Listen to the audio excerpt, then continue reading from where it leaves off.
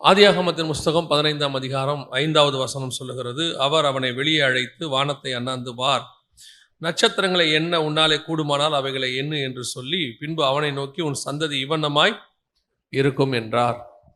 இங்கே 2 காரியத்தை மாத்திரம் நம்ம பார்க்க போகிறோம். இன்னைக்கு இருக்கிற நேரத்தில் பார்க்க போகிறோம். இந்த சந்ததி ஆண்டவர் சொன்னது, அண்ணாந்து பார், நட்சத்திரங்களை எண்ண கூடுமானால் உன்னாலே அவைகளை எண்ணு என்று சொல்லி என்று சொன்னார். ஆண்டவர் எந்த சந்ததியை குறித்து சொல்லி இருக்கிறார் என்பது தான் நாம் இன்னைக்கு பார்க்க போகிறோம். காரணம் என்னவென்று சொன்னால், ஆபிரகாம் மூலமாக ஈசாக்கு, ஈசாக்கு வழியாக யாக்கோபு, யாக்கோபு தான் இஸ்ரவேல், இஸ்ரவேலுடைய 4வது பையன் தான் யூதா, அவர் தான் யூதர்கள் இன்னைக்கு இருக்கிறாங்க. ஆண்டவர் இவர்களை குறித்து தான் இதை சொல்லி இருக்கிறாரா என்று சொன்னால், உலக பிரகாரமாய் பார்க்கும் பொழுது இதை அவர்களை குறித்து சொன்னது போல்தான் இருக்கும். இந்த வசனத்தை அப்படித்தான் நாம் எல்லோரும் நினைத்து கொண்டு இருக்கிறோம். இது யூதர்களை குறித்து சொல்லப்பட்டதான, இஸ்ரவேலர்களை குறித்து சொல்லப்பட்டதான ஒரு வார்த்தை. ஆகவே ஆண்டவர் அவர்களை குறித்து சொன்னார். ஒரு இடத்துல கூட நாம் வாசிக்கிறோம் இல்லையா, அதாவது 1 நாளாகும் 21 தாவீது ஜனங்களை என்ன சொல்லுகிறார். அப்பொழுது யோவாப் தான் கோத்திரத்தை விட்டு எண்ணுகிறார். அதற்கு பிறகு ஆண்டவர் அந்த வாதையை கொண்டு வருகிறார். நம்ம எல்லாருக்கும் தெரியும், ஏன் தாவீது எண்ணின போது அந்த வாதை வந்தது, ஒரு பெரிய கொள்ளை நோய் வந்தது என்று சொல்லி நாம் பார்க்கிறோம். ஏன் தாவீது எண்ணின போது அந்த கொள்ளை நோய் வந்தது என்று சொன்னால், அதில் என்ன தப்பு இருக்கு? இன்னைக்கு பார்த்தீங்கன்னா, உலக பிரகாரமாக ஒரு மக்கள் தொகை கணக்கெடுப்பு என்று ஒன்று இருக்கிறது. உலகம் முழுக்க மக்கள் தொகை கணக்கெடுப்பு எல்லா நாடும் நடத்துகிறது, எல்லா மாநிலமும் நடத்துகிறது. இன்னைக்கு அது ஒரு அறிவியல் பூர்வமான, அறிவுபூர்வமான காரியமாய் பார்க்கப்படுகிறது. இப்போ நம்ம மக்கள் தொகை கணக்கெடுப்பை நடத்தக்கூடாது, அப்படிலாம் நடத்தாது. ஏன்னா ஆண்டவர் சொல்லி இருக்கிறாரு, வானத்தின் நட்சத்திரங்களை போல. அப்புறம் 22:17 ஆதியாகமத்தின் புஸ்தகத்தில் ஆபிரகாம்கிட்ட சொல்லும் பொழுது, உன் சந்ததி வானத்தின் நட்சத்திரத்தை போலவும் கடற்கரை மணலை போலவும் இருக்கும் அப்படின்னு சொல்லியிருக்கிறாரு. அதனால பூமிக்குரிய சந்ததியாக இருக்கட்டும், வானத்துக்குரிய சந்ததியாக இருக்கட்டும், எந்த ஜனங்களையுமே நாம் கரெக்டாக எண்ண முடியாது. இது ஆண்டவர் சொன்னதான வார்த்தை அப்படின்னு சொன்னோம்னா, இன்னைக்கு என்ன சொல்லுவாங்க, இது ஒரு பழமைவாதமான வாதம், மக்கள் தொகை கணக்கெடுப்பு நடத்தினாதான் நம்ம எல்லாவற்றுக்கும் நிறைய காரியங்கள் செய்ய முடியும், அறிவியல் பூர்வமாக அதுதான் சரி அப்படி என்று சொல்வார்கள். ஆனால் உண்மையிலேயே சரியாய் அவரால் மக்கள் தொகை கணக்கெடுப்பு நடத்த முடியுமா அப்படின்னு கேட்டிங்கன்னா முடியாது. ஏன் முடியாது அப்படின்னு கேட்டிங்கன்னா, மக்கள் தொகை கணக்கெடுப்பு நடத்த தொடங்கும் பொழுதே, அவங்க எடுத்துக்கிட்டு வரும்போதே பல இடங்களில் பிள்ளைகள் பிறந்துடும், பல இடங்களில் சிலர் இறந்து போவாங்க, வெள்ளங்கள், பூமி அதிர்ச்சிகள் நடக்கும். அவங்க எடுத்து முடிக்கும் போதே அவங்ககிட்ட சரியான கணக்கு இருக்காது, எப்பவுமே இருக்காது. அதனால தான் என்ன பண்ணுவாங்கன்னா, மக்கள் தொகை கணக்கெடுப்பு நடத்தும் போது அவங்க சொல்லுவாங்க, இந்த தேதியின் படி 1/1/2024 படி அப்படின்னு போடுவாங்க. ஏன்னா அன்னைக்கு அவங்க எடுக்கும் பொழுது, அன்னைக்கே எடுக்கும்போது அது மாறிடும். ஏன்னா அவங்க எடுத்துக்கிட்டு இருக்கும் போதே பிள்ளைகள் பிறக்கும், அவங்க எடுத்துக்கிட்டு இருக்கும் போதே அநேகர் இறந்து போவார்கள். அவங்க ஹாஸ்பிட்டலில் பிறக்கிற பிள்ளையின் கணக்கை வச்சுருப்பாங்க.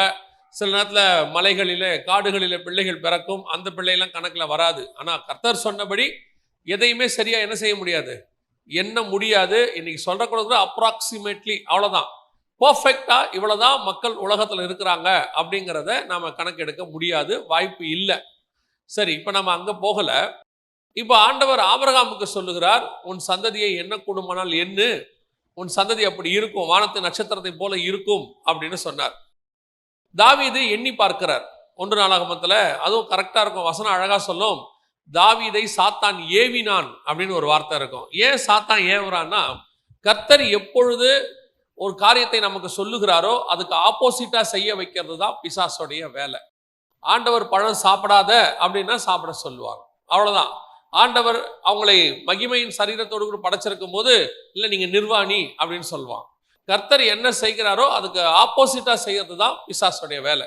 இங்கேயும் அப்படித்தான். ஆண்டவர் உன் சந்ததியை எண்ண முடியாது அப்படின்னு சொன்னா, இப்ப தாவீதை வச்சே என்றான் அவன், சாத்தான் ஏவினான்னு இருக்கு. அப்போ எண்ணி பார்க்கறாங்க, யோவாப் ஒரு சந்ததியை விட்டுட்டு என்றாரு, அதனால சரியான கணக்கு தாவீதுக்கு வராது. ஆனாலும் கர்த்தர் அவனை வாதித்தார், அந்த எருசலேமை வாதித்தார் என்று சொல்லி பார்க்கிறோம். சரி, ஆண்டவர் இஸ்ரவேலை குறித்து தான் சொன்னாரா அப்படின்னு சொல்லி பார்த்தீங்கன்னு சொன்னா, கடைசி காலத்தில் இருக்கிற இஸ்ரவேல், அதாவது இயேசுவின் வருகைக்கு பின்னால் ஆயிடவர் அரசாட்சி தொடங்குவதற்கு முன்பதாக எவ்வளவு இஸ்ரவேலர்கள் இருப்பார்கள் என்கிற கணக்கு பைபிள் சொல்லிருச்சு. எவ்வளவு பேர் இருப்பாங்க அப்படின்னு பார்த்தீங்கன்னு சொன்னா, வெளிப்படுத்தின விசேஷம் 7ஆம் அதிகாரம் 1 முதல் 8 வசனத்துல அங்கே இஸ்ரவேல் கோத்திரம் எவ்வளவு இருக்க போகுது அப்படின்னு ஆண்டவர் சொல்றாரு. யூதா கோத்திரத்தில் 12,000 ஆரம்பிச்சு கிட்டத்தட்ட 12 கோத்திரத்திலையும் 1,44,000 பேர் இருப்பார்கள் என்று சொல்லப்பட்டு விட்டது. அப்படின்னா இந்த இடத்துல கர்த்தர் உன் சந்ததி என்ன முடியாதுன்னு சொல்றாரு. அதே காரியம்தான் 7ஆம் அதிகாரம் வெளிப்படுத்தின விஷயத்துல என்ன முடியுது, 1,44,000 பேர் இருக்கிறாங்கன்னு சொல்லப்படுது. அப்படியானால் இந்த இடத்துல என்ன முடியாதுன்னு சொன்ன வார்த்தை தப்பாய் போய்விடுகிறது, அல்லது அந்த வார்த்தைக்கு ஆப்போசிட்டா ஒரு காரியம் நடக்குது. ஆண்டவர் சொல்றாரு உன் சந்ததியை என்ன முடியாது அப்படின்னு சொல்றாரு. ஆனா வெளிப்படுத்தல் 7ஆம் அதிகாரம் 1 முதல் 8 வசனத்துல எண்ணி முடிச்சுட்டாங்க. எவ்வளவு இருந்தாங்க அப்படின்னு கேட்டீங்கன்னா, இஸ்ரவேலர்கள் 12 கோத்திரத்துல 1,44,000 பேர் இருந்தார்கள் அப்படின்னு சொல்ல. அப்படின்னா இது எதை பத்தி சொல்லப்பட்டிருக்கு, இந்த சந்ததி யாரை குறித்து சொல்லப்பட்டிருக்கிறது அப்படின்னு கேட்டீங்கன்னா, கலாத்தியருக்கு எழுதின நிருபத்துல ஆபிரகாமுக்கு கொடுத்த ஆசீர்வாதம் புறஜாதியாருக்கு வந்து சேர்ந்ததாக வசனம் சொல்லுகிறது. கலாத்தியருக்கு எழுதின நிருபம் 3ஆம் அதிகாரம் 14வது வசனத்தை வாசி. ஆபிரகாமுக்கு உண்டான ஆசீர்வாதம் கிறிஸ்து இயேசுவினால் புறஜாதிகளுக்கு வரும்படியாகவும், ஆவியை குறித்து சொல்லப்பட்ட வாக்கு தத்தத்தை நாம் விசுவாசத்தினாலே பெரும்படியாகவும் இப்படி ஆயிற்று. நாம் விசுவாசத்தினாலே பெரும்படியாகவும் இப்படி ஆயிற்று. அப்படின்னா ஆபிரகாமுக்கு உண்டான ஆசீர்வாதம் புறஜாதியராகிய நமக்கு இயேசு கிறிஸ்துவின் வழியாக வந்து விட்டது என்று வசனம் சொல்லுகிறது. இஸ்ரவேலருக்கு இருந்தான எல்லா வாக்கு தத்தங்களும் உலக பிரகாரமாய் இருந்தாலும் அவருடைய ஸ்பிரிச்சுவல் பிளஸிங் அத்தனையும், ஆபிரகாம் கொடுக்கப்பட்ட எல்லா ஆசீர்வாதங்களும் பரிசுத்தாவின் அபிஷேகமும் நமக்கு கொடுக்கப்பட்டதாக சொல்லப்படுது. சரி, இப்போ இந்த பர்டிகுலர் 15:5 அங்க வேதம் சொல்லுது இல்லையா, 15:5 அதுல தெளிவாக வசனம் சொல்லுது, நீ என்ன கூடுமானால் என்ன, உன் சந்ததி வானத்தின் நட்சத்திரத்தை போல இருக்கும். அப்பனா இந்த சந்ததி யாரை குறித்து சொல்லப்பட்டிருக்கிறது அப்படின்னா, இது உங்களையும் என்னையும் குறித்து சொல்லப்பட்டிருக்கிறது. இது புதிய ஏற்பாட்டு சபையை குறித்து சொல்லப்பட்டிருக்கிறது. அப்படின்னா புதிய ஏற்பாட்டு சபையில் இருக்கிற ஜனங்களை இந்த சந்ததியை என்ன முடியுமான்னு கேட்டா, இப்ப நம்ம சொல்லுவோம் எங்ககிட்ட கணக்கு இருக்குது. சில சபைகளுக்கு போகும்போது எங்க சர்ச்சில் இவ்வளோ பேர் இருக்கிறாங்க, 11,000 பேர் இருக்காங்க, 10,000 பேர் இருக்கிறாங்க, ஒரு சிலர் சொல்லுவாங்க 50,000 பேர் இருக்கிறாங்க. இப்ப நம்ம எல்லாருமே ஒரு கணக்கு சொல்றோம் இல்லையா, இவ்வளோ பேர் இருக்கிறாங்க இவ்வளோ பேர் இருக்கிறாங்க, ஏன்னா நாங்கள் கணக்கு வச்சிருக்கிறோம்னு சொல்றோம். ஆனா வசனம் சொல்லுது கலாத்தியர்கள் நிருபத்துல 3ஆம் அதிகாரம் 16வது வசன வாசி. ஆபிரகாமுக்கும் அவனுடைய சந்ததிக்கும் என்று வாக்குத்தத்தங்கள் பண்ணப்பட்டன, சந்ததிகளுக்கு என்று அநேகரை குறித்து சொல்லாமல் உன் சந்ததிக்கு என்று ஒருவனை குறித்து சொல்லி இருக்கிறார், அந்த சந்ததி கிறிஸ்துவே. அப்ப வசனம் இங்க தெளிவா சொல்லுது 15:5 உன் சந்ததி இவ்வண்ணமாய் இருக்கும் என்றார். சந்ததிகளுக்கு என்று சொல்லாமல் சந்ததி என்று சொன்னார், அந்த சந்ததி கிறிஸ்துவே. அப்படியானால் இந்த வசனத்தின்படி ஆண்டவர் வானத்தை அண்ணாந்து பார், உன் சந்ததி வானத்தின் நட்சத்திரங்களைப் போல இருக்கும் என்று சொன்னது அவர் இஸ்ரவேலை குறித்து சொல்லவில்லை, யூதர்களை குறித்து சொல்லவில்லை, அவர் உங்களையும் என்னையும் குறித்து சொல்லி இருக்கிறார். அல்லேலூயா. இப்ப நீங்களும் நானும் அப்படிப்பட்ட ஒரு சந்ததியா இருக்கிறோமா அப்படின்னு கேட்டா, நாம இன்னைக்கு உலக பிரகாரமா எப்படி தாவீது சொன்ன மாதிரி எங்ககிட்ட இவ்வளவு கணக்கு இருக்குது, நாங்க இவ்வளவு பேர் இருக்கிறாங்க, இந்தியாவில் கிறிஸ்தவங்க இத்தனை சதவீதம், உலகத்துல கிறிஸ்தவர்கள் இத்தனை சதவீதம், நாம் எல்லாருமே ஒரு கணக்கு சொல்லிக்கிட்டே இருக்கிறோம், இத்தனை பர்சன்ட். இது கூட ஒரு அப்ராக்சிமேட் கணக்கு தான். யாருக்கிட்டையும் சரியான கணக்கு இருக்காது, இருக்கவும் முடியாது. ஏன்னா வசனம் சொல்லிருச்சு உன் சந்ததியை என்ன முடியாது, என்ன முடியாது. வாசிங்க, இவர்கள் குறித்து தான் பரலோகத்திலே சொல்லப்படுகிறது. நீங்க 7ஆம் அதிகாரம் வெளிப்படுத்தின விசேஷம் 1வது வசனத்துல வாசிச்சீங்க இல்லையா, அங்கே இஸ்ரவேலை குறித்து சொல்லப்பட்டது 1,44,000 பேர் கணக்கு வந்துருச்சு. ஃபைனல் கணக்கு அது அங்க வந்துருச்சு. ஆயிடவர் சரசாட்சிக்கு போறதுக்கு முன்னாடி எவ்வளவு பேர் ஆயிடவர் சரசாட்சிக்கு உள்ள நுழைய போறாங்கன்ற கணக்கு அங்க கொடுத்தாச்சு. ஆனால் இந்த எண்ணி முடியாத சந்ததிங்கிறது புறஜாதி நாம தான், அது கிறிஸ்துவின் வழியா வந்தவங்கன்னு வசனம் சொன்னாலும் இவர்கள் எங்கே இருக்கிறாங்க, நம்ம குறித்து என்ன சொல்லப்பட்டிருக்கிறது? அதே 7ஆம் அதிகாரம் 9வது வசனத்தை வாசிக்கும் பொழுது, இவைகளுக்கு பின்பு நான் பார்த்தபோது சகல கோத்திரத்திலிருந்தும் ஜாதிகளிலிருந்தும் பாஷைக்காரிலிருந்தும் மீட்கப்பட்டதும் ஒருவரும் எண்ணக்கூடாததுமாகிய திரளான கூட்டமாகிய ஜனங்கள் வெள்ளை அங்கிகளை தரித்து கொண்டு தங்கள் கைகளிலே குருத்தோலைகளை பிடித்து கொண்டு சிங்காசனத்திற்கு முன்பாகவும் ஆட்டுக்குட்டியானவருக்கு முன்பாகவும், அப்ப அந்த இடத்துல ஒரு வார்த்தை இருக்கு அந்த வசனத்துல, ஒருவரும் எண்ணக்கூடாததுமாகிய அப்படின்னு இருக்கு பாருங்க அந்த வசனம். இவைகளுக்கு பின்பு நான் பார்த்தபோது சகல கோத்திரத்திலும் ஜாதிகளிலிருந்தும் பாஷைக்காரனும் மீட்கப்பட்டதும் ஒருவரும் எண்ணக்கூடாததுமாகிய.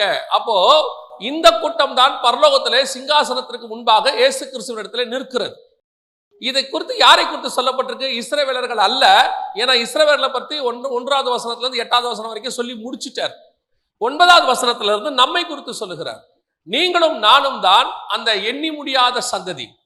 நாம தான் நட்சத்திரங்கிறதுக்கு என்ன அடையாளம் அப்படின்னு கேட்டீங்கன்னா, 1ஆம் அதிகாரம் வெளிப்படுத்தின விசேஷத்தை நீங்க வாசிக்கும் போது அதன் முடிவில் அவர் கையில 7 நட்சத்திரங்கள் இருந்தது.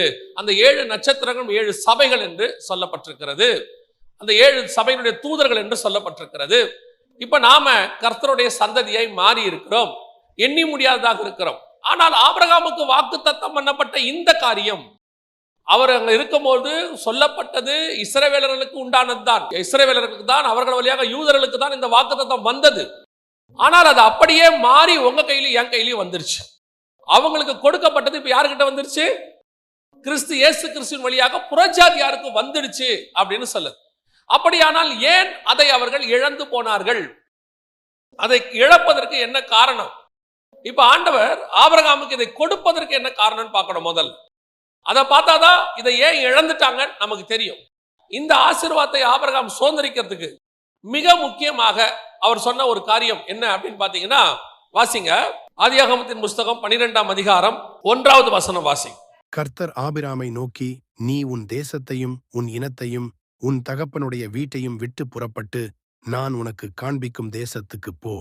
நான் உனக்கு காண்பிக்கும் தேசத்திற்கு 4வது வசனம். கர்த்தர் ஆபிராமுக்கு சொன்னபடியே அவன் புறப்பட்டு போனான். நல்ல தெளிவா இருக்கு. கர்த்தர் ஒரு ஆசீர்வாதத்தை கொடுப்பதற்கு முன்பதாக அவர்களுக்கு ஒரு கட்டளையை நியமிக்கிறார். இந்த கடைசி காலத்துல ஆசீர்வாதத்தை மாத்திரம் எடுத்துக்கிற சந்ததி தான் நீங்களும் நானும். வாக்கு தத்தம்ங்கிற பேர்ல ஆசீர்வாதமான வசனங்களை மட்டும்தான் மாற்றி வச்சிருப்போம், வேற எதையுமே நாம மாட்ட மாட்டோம். நம்மை பொறுத்த வரைக்கும் சிலர்லாம் பாத்தீங்கன்னா அந்த வாக்கு தத்த வசனத்தை முன்னாடியும் விட்டுருவாங்க, பின்னாடியும் விட்டுருவாங்க, அதை மட்டும் எடுத்துப்பாங்க. நானே உன் பரிகார கர்த்தர்னு. அதோட அர்த்தம் என்னன்னா, அந்த நானே உன் பரிகாரிய கர்த்தருக்கு முன்னாடி இன்னொரு 4 லைன் இருக்கு. அந்த 4 லைனை விட்டுட்டு பரிகாரிய கர்த்தரை எடுத்துக்கிட்டாங்க இவங்க. அந்த 4 லைன் என்ன சொல்லுது?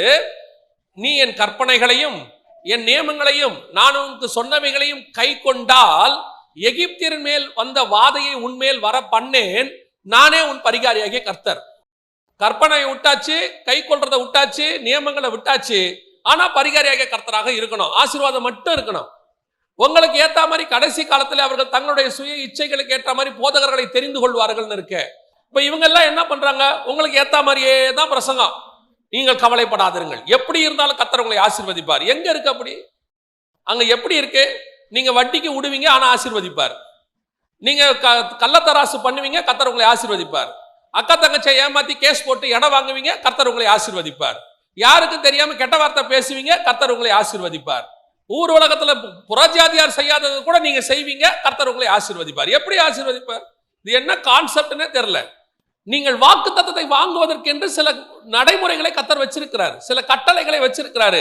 அதை செஞ்சாதான் முடியும். இப்ப இந்த வாக்கு தத்தத்தை சுதந்திரிக்கிறதுக்கு ஆபிரகாமுக்கு கர்த்தர் சொன்னது என்ன?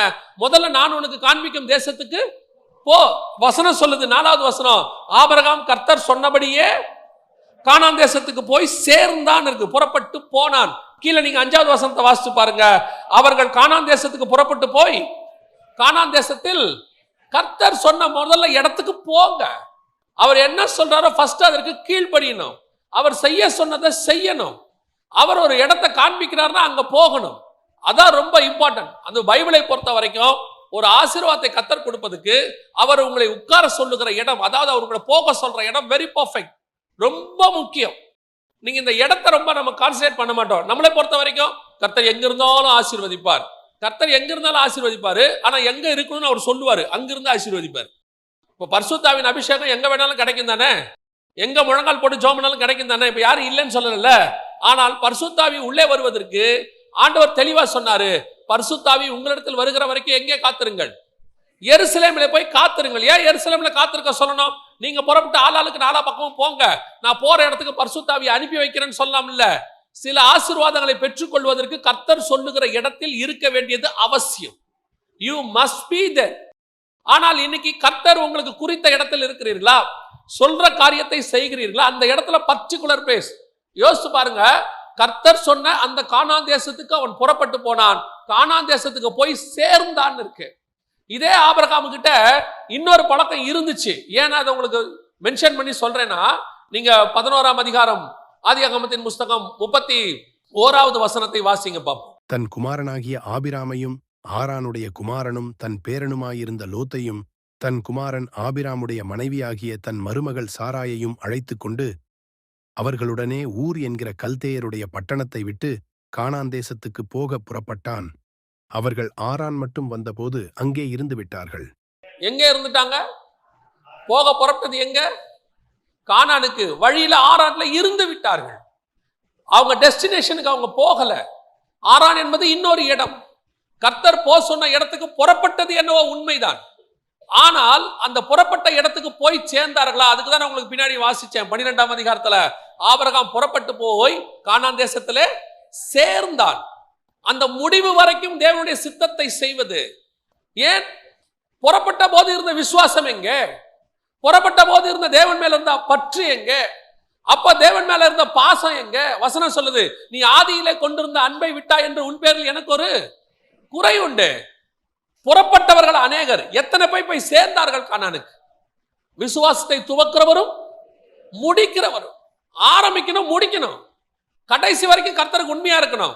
நடுவில் ஆசீர்வாதம் வந்த உடனே ஒரு கூட்டம் ஆடும் பாருங்க, ஆட்டம். அதுக்கப்புறம் பணம் வந்த உடனே, வீடு வந்த உடனே, கொஞ்சம் ஆசீர்வாதம் வந்த உடனே இவங்க பார்வையே வித்தியாசமா போயிடும். நல்லா கவனிச்சு கொள்ளுங்க. நீங்கள் கர்த்தருக்குள் வளருகிறது என்பது வீட்டில் இல்லை. கர்த்தருக்குள் வளர்வது என்பது கடையில் பிசினஸில் இல்லை. கர்த்தருக்குள் வளர்வது என்பது பணத்தில் இல்லை.